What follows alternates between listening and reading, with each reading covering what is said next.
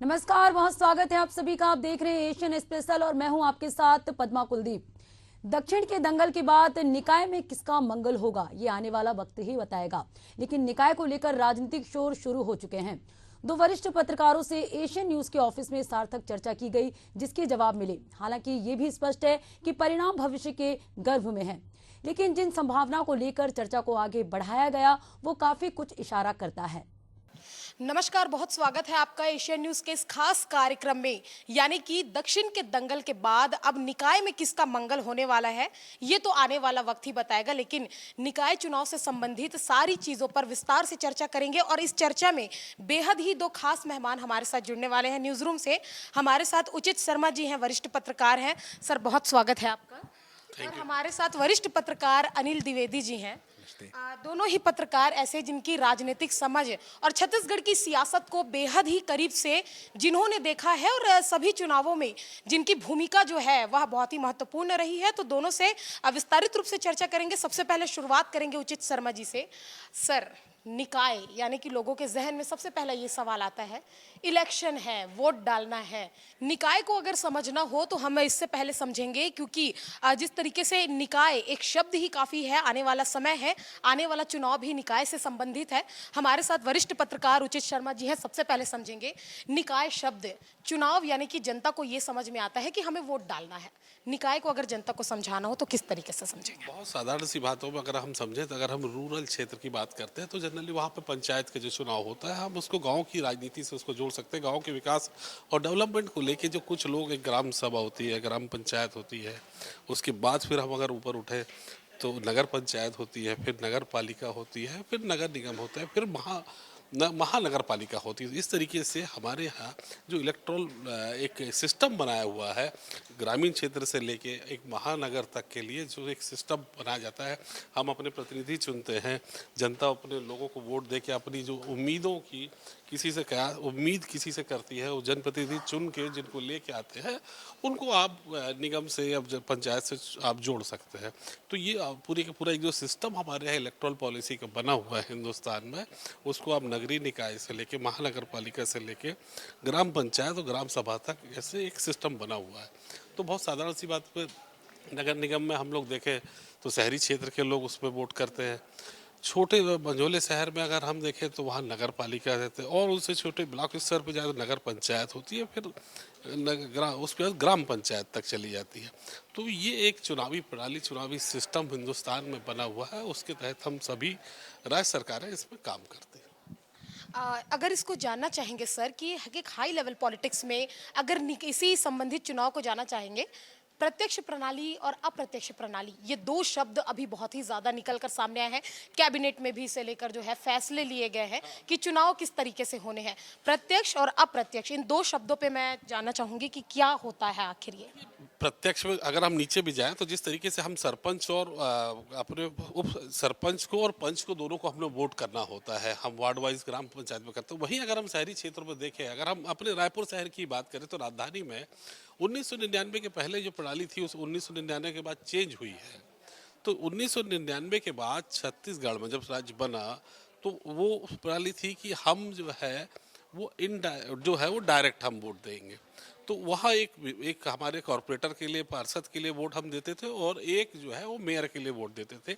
इसे आप डायरेक्ट प्रणाली आप इसे कह सकते हैं।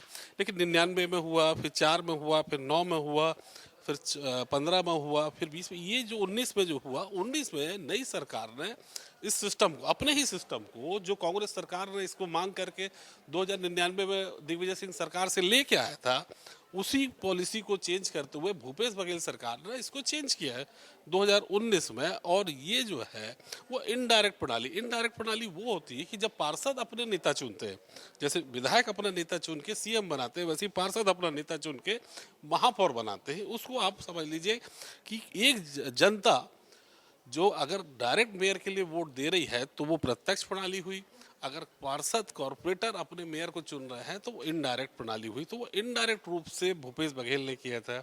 वर्तमान सरकार आई, उस फैसले को पलटा, और अब जो है आम जनमानस, आम जनता जनार्दन, आप और हम अपना मेयर डायरेक्ट चुन सकते हैं। यही प्रत्यक्ष प्रणाली है। बदलाव नियम है क्योंकि सरकार जिसकी भी रहे, चाहे बीजेपी की रहे या कांग्रेस की रहे, जो नियम है वो बदले जाते हैं। और अगर बात की जाए शहरी और ग्रामीण, यानी कि अब पिछले जो विधानसभा में जिस तरीके से चुनाव परिणाम हमने देखे, अभी जब निकाय इलेक्शन है, इसे लेकर तमाम जो सवाल है वो लोगों के मन में है। वो सियासी खेमे में भी जिसे लेकर तमाम तरीके के जो सवालात हैं वो उठ रहे हैं। शहरी और विधानसभा जो इलेक्शन है, दोनों को लेकर एक सवाल है। हमारे साथ वरिष्ठ पत्रकार अनिल द्विवेदी जी हैं, उनसे जानना चाहेंगे। शहरी इलेक्शन लगातार जिस तरीके से देख रहे हैं, कांग्रेस का गढ़ माना जाता रहा है रायपुर की, अगर खास तौर पर बात की जाए, वहीं प्रदेश में अभी बीजेपी के हाथों में सत्ता की जो डोर है, क्या लगता है आने वाले समय में बीजेपी की जो लहर है शहरी क्षेत्र में भी काम आने वाली है? हाँ, शुक्रिया मोनिका। देखिए, ये तो चुनावी वर्ष है। हमने पहले लोकसभा चुनाव देखे, फिर अभी विधानसभा का उपचुनाव भी देखा, और अब छत्तीसगढ़ की जनता जो है वो स्थानीय सरकार को चुनने जा रही है, और इसके चुनाव निश्चित तौर पर जनवरी या फरवरी तक कंप्लीट हो जाएंगे। सबसे बड़ा जो फैसला किया है सरकार ने वो ये है कि 50% का जो आरक्षण है पिछड़ा वर्ग के लिए, वो उन्होंने यथावत रखा है। और इससे मुझे लग रहा है कि जो महिलाएं हैं उनको खास तौर पर बड़ी तवज्जो मिलेगी। 33% से ज़्यादा सीटों पर उन्हें आरक्षण देना होगा। तो ये एक खासियत स्थानीय चुनावों की है। जहाँ तक आपने बात कही है सरकार को लेकर के, बीजेपी को लेकर के, निश्चित तौर पर जब स्थानीय चुनाव होते हैं, जब कोई पार्टी सरकार में आती है और उसके 6-7 महीने के बाद जब वो चुनाव में उतरती है, तो उसे निश्चित तौर पर उसके लिए सबसे बड़ी परीक्षा होती है। क्योंकि विपक्ष तो लगातार कई चुनाव में हार चुका है, उसने हार का मुंह देख चुके हैं, लेकिन कांग्रेस सरकार जो है बीजेपी की है, उसने कितने कल्याणकारी कार्यक्रम किए, उसने युवाओं के लिए क्या किया, महिलाओं के लिए क्या किया, उसने बड़े किसान वर्ग के लिए, ऐसे सभी वर्गों के लिए सरकार ने क्या काम किया, ये उसकी अग्नि परीक्षा स्थानीय चुनाव होते हैं। और यहाँ पर कई बार होता ये है कि पार्टी का लोगों से ज़्यादा महत्व स्थानीय छवि मायने रखती है। कई बार हमने देखा कि ऐसे ऐसे नेता जीत करके आ जाते हैं जिनको पार्टी का सपोर्ट नहीं रहता है। तो नगर निगम के जो चुनाव हैं, पंचायत और नगर पालिकाओं के जो इलेक्शन हैं, वहाँ पर व्यक्तिगत इमेज भी, छवि भी बहुत मायने रखती है। ठीक है, सरकार का कामकाज तो निश्चित तौर पर एक जादू की छड़ी जैसा होता है कि प्रभाव कितना हुआ जनता के बीच में, उसका फायदा सरकार को मिलेगा। लेकिन ये चुनाव निश्चित तौर पर सरकार के लिए एक बड़ी परीक्षा होंगे। विष्णुदेव साय सरकार की भी परीक्षा होगी कि उसने कितने जन कल्याणकारी काम किए। ठीक है, विधानसभा चुनाव उन्होंने जीता है, बहुत अच्छे वोटों से जीता है। और इसी तरह कांग्रेस की भी बात करें, अगर कांग्रेस की बात करें, उसकी भी एक अग्नि परीक्षा होगी, क्योंकि उसने विपक्ष के तौर पर कितने मुद्दे उठाए, जनता के साथ कितनी खड़ी रही, उसके स्थानीय स्तर पर वो क्या विकास मॉडल लेकर के दिखाते हैं जिसके आधार पर उनको वोट मिल सकते हैं। तो ये सारे फैक्टर इस बार के स्थानीय चुनाव में दिखाई देंगे। और सबसे बड़ा जो फैक्टर काम करेगा वो है 50% आरक्षण का। बीजेपी सरकार ने बहुत सोच समझ करके इसको लेकर के आई है निश्चित तौर पर, क्योंकि वो जानती है कि पिछड़ा वर्ग का वोट बैंक बहुत ज़्यादा है। तो आमतौर पर अगर हम पिछले जो 4-5 स्थानीय चुनाव हुए उन पर यदि नज़र डालें, तो सत्ता पक्ष जो है वो कम से कम 55% तक सीटें जीत लेता है, और विपक्ष जो है 40 से 45% तक रहता है। सर, आपने एक फैक्टर की बात कही, आरक्षण फैक्टर। लगातार जो राजभवन में जो बिल लंबित रहा है, कांग्रेस पार्टी लगातार इसे लेकर जो एक लड़ाई लड़ती रही है, आरक्षण का एक मुद्दा प्रदेश में एक बड़ा मुद्दा माना जाता रहा है। क्या लगता है आने वाला जो इलेक्शन है, जिस तरीके से विधानसभा लोकसभा में चुनाव परिणाम देखे गए, बीजेपी के फेवर में सारे जो वोट पड़े हुए हैं और एक ऐतिहासिक रिजल्ट रहा है, आने वाले समय में जिस तरीके से कांग्रेस मुद्दों को उठा रही है, चाहे कानून व्यवस्था हो, चाहे जिस तरीके की और भी जो चीजें हैं, लगता है आपको कि ये सारे फैक्टर्स जो हैं वो निकाय इलेक्शन में भी कहीं ना कहीं काम आने वाले हैं? कहीं ना कहीं कांग्रेस को क्या इससे बेनिफिट मिल सकता है? बिल्कुल। देखिए, ये सारे फैसले जो सरकार ने किए हैं, और जो सरकार की जो एंटी इनकम्बेंसी है जिसे विपक्ष भुनाना चाहता है, ये आम आदमी के मन में एक प्रभाव डालते हैं। तो जब वो मतदान करने जाता है तो ये सोचता है कि सरकार ने अगर 1 साल सरकार रही तो उसने हमारे लिए क्या काम किए, उससे मुझे फ़ायदा कितना पहुंचा, या सरकार ने काम नहीं किया तो विपक्ष जो था उसने हमारी आवाज़ कितनी उठाई, उसने किन मुद्दों पर फोकस किया जिसके चलते सरकार को बैकरोल करना पड़ा। तो आज का मतदाता पढ़ा लिखा है, समझदार है, साक्षरता बढ़ गई है, ग्रामीण स्तर पर भी बहुत जागरूकता आई है। आप देखिए कि बस्तर जैसे अबूझमाड़ के पास के इलाके में 90% मतदान होता है, 95% मतदान होता है, और रायपुर शहर का बड़ा तबका जो सुविधाओं का सबसे ज़्यादा फायदा उठाता है, जो आधुनिक कहलाता है, उसकी वोटिंग होती है 49%। तो ग्रामीण जो मतदाता है, पंचायत स्तर के जो वोटर हैं, वो ज़्यादा जागरूक है मतदान करने के बजाय शहरी इलाकों के। मतदान प्रतिशत कम होता है शहरी इलाकों में। तो बहरहाल तो ये डिपेंड करता है कि सरकार ने कितना अच्छा काम किया। मैं फिर से वही बात दोहराऊंगा कि ये सरकार के लिए भी अग्नि परीक्षा है, क्योंकि एक साल में उन्होंने काफ़ी काम किए। 1,000 रुपये महिलाओं को सहायता देना, 70 लाख महिलाओं को उसका लाभ मिल रहा है। किसानों के लिए बहुत सारी योजनाएं लेकर के आए। यूथ पीएससी का जिस तरह उन्होंने करप्शन का मामला सरकार ने सुलझाया है, उसके चलते उम्मीद होगी कि वोट पड़ेंगे यूथ के, क्योंकि पीएससी एक बड़ा मैटर था विधानसभा चुनाव में, जहाँ यूथ ने पूरे सरकार को खा गए एक तरह से, कांग्रेस को, और पूरी बीजेपी को उसका फायदा मिला। तो बीजेपी ने बहुत स्ट्रेटजिकल पीएससी के मुद्दे पर भी जो स्टेप उठाए हैं कठोर, उसका फायदा उसको मिल सकता है। लेकिन फिर से मैं कहना चाहूँगा कि स्थानीय और नगरीय निकाय चुनाव में व्यक्तिगत छवि बहुत मायने रखती है। अगर आपने अपराधी किस्म के लोगों को खड़ा कर दिया, अगर आपने वोट बैंक के साइड करते हुए लोगों को खड़ा किया, तो इसका खामियाजा आपको भुगतना पड़ सकता है। इसका फायदा विपक्ष को मिलेगा। सरकार ने 10वीं किस्त जारी कर दी है महतारी वंदन योजना। महतारी वंदन योजना यानी कि छत्तीसगढ़ सरकार की वो महत्वाकांक्षी योजना जिसने सत्ता की चाबी विधानसभा चुनाव में जनता ने जो है वह बीजेपी के हाथ में सौंपी। और इससे ही संबंधित हम सवाल लेंगे उचित शर्मा जी से। सर, क्या लगता है जिस तरीके से, क्योंकि पार्षदों की और निकाय की एक महत्वपूर्ण भूमिका महतारी वंदन योजना को देखने को मिली है, क्योंकि हमने जिस तरीके से देखा कि बीजेपी और कांग्रेस दोनों के प्रत्याशी जो है, दोनों के जो पार्षद है, जूझ के उन्होंने एक एक महतारियों से यानी कि एक एक महिलाओं से जो फॉर्म है वो भरवाए हैं। एक छोटे से छोटे स्तर पे हमने देखा कि लोगों के घर में भी जाकर महतारी वंदन के फॉर्म भराए गए हैं। 70 लाख महिलाओं को फायदा मिल रहा है। महतारी वंदन ऐसी योजना है जिसको भारतीय जनता पार्टी तीसरी बार बनाएगी। पहली बार विधानसभा में, दूसरी बार लोकसभा में, तीसरी बार नगरीय निकाय में। तो ये उनका प्रयास रहेगा। लेकिन व्यक्तिगत तौर पे फ्री बीज की स्कीम को विकास से जोड़ के वोट मांगने को आप लंबी दूरी नहीं कह सकते।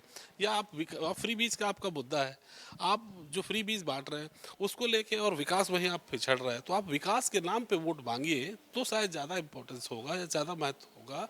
आप फ्री बीज, हमने 70 लाख महिलाओं को वोट दिया है, तो ये तो सरकार की निगेटिविटी हुई कि आपके राज्य में 70 लाख गरीब हैं।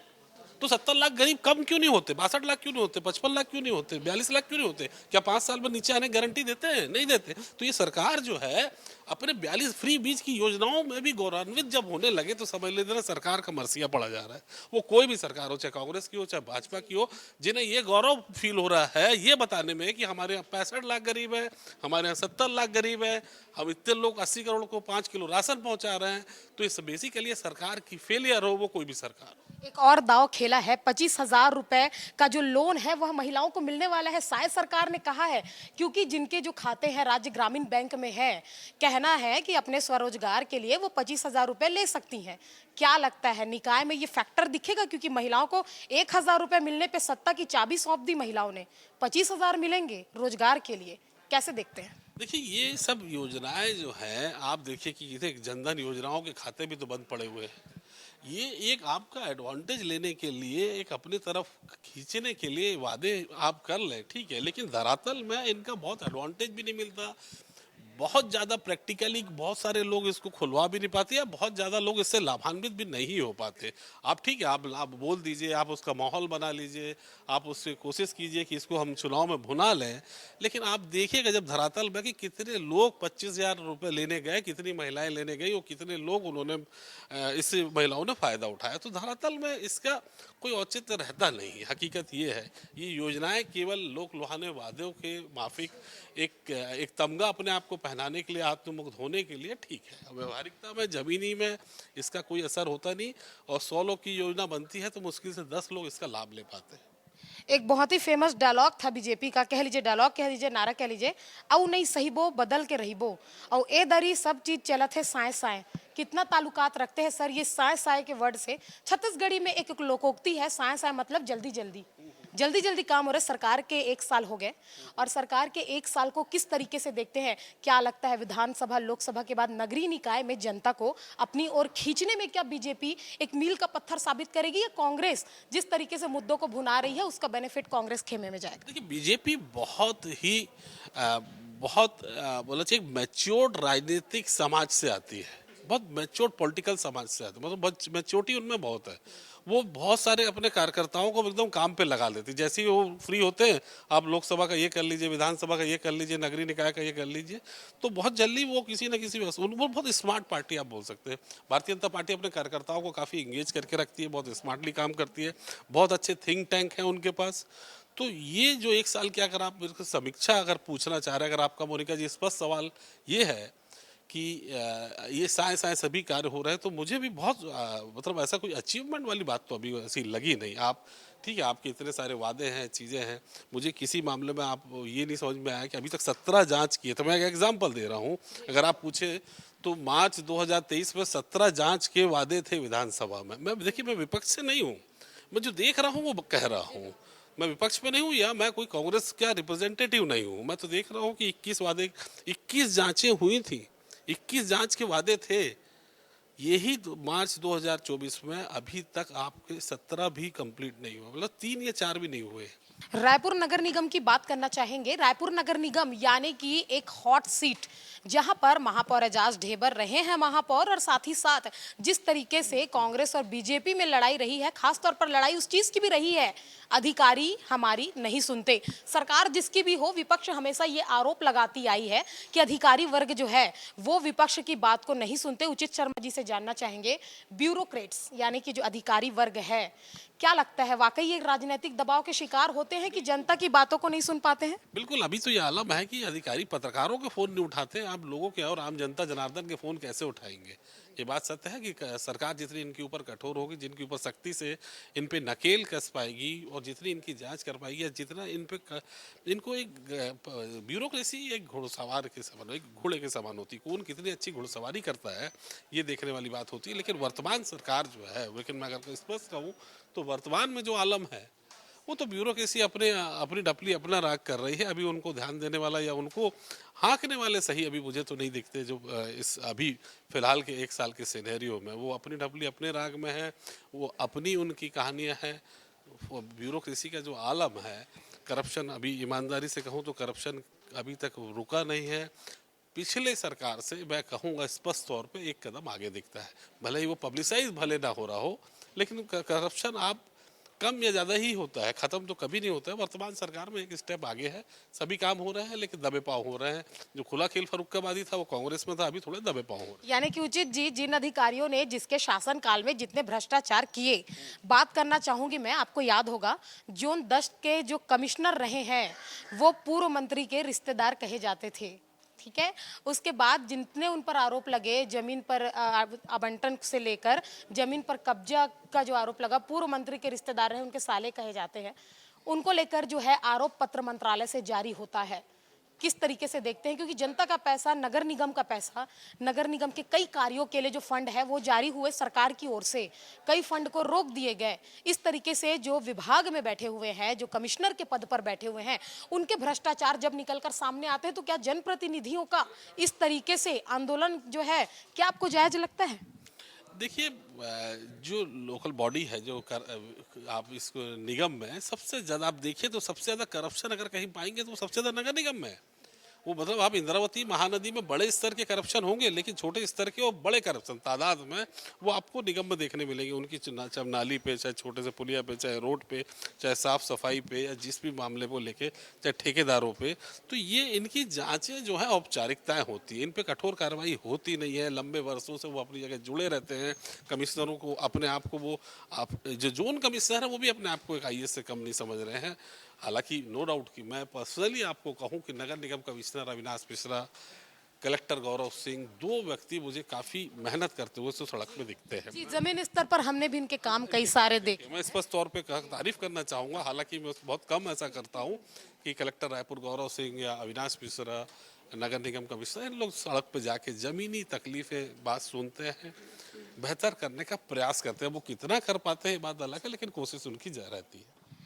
चेहरा बहुत महत्वपूर्ण होता है, क्योंकि जिस तरीके से हमने देखा कि लोकसभा और विधानसभा को लेकर कांग्रेसियों ने जहां पहले अपने पत्ते खोलने में काफी लेट कर दिया, वहीं बीजेपी ने भी जब लिस्ट जारी की तो ऐसे चेहरे सामने थे जिसकी कल्पना भी नहीं की गई थी। और लहर लहर में कई जो प्रत्याशी हैं उन्होंने इस पर बाजी भी मारी। नगरीय निकाय को लेकर भी चेहरे पर जो राजनीति है वह लगातार तेज होती हुई नजर आ रही है, क्योंकि जिस तरीके से महापौर की भूमिका में जांच ढेबर को देखा गया और विपक्ष में अब क्योंकि सत्ता में बीजेपी है, बीजेपी में भी बीजेपी के खेमे में भी अध्यक्ष पद को लेकर और महापौर पद को लेकर जो चर्चाएं हैं वह तेज है। अनिल द्विवेदी जी से जानना चाहेंगे, बीजेपी की अगर बात की जाए सर या कांग्रेस की बात की जाए तो ऐसे कौन से चेहरे हैं जो आने वाले समय में निकाय के लिए आप देखते हैं, खासतौर पर राजधानी रायपुर में?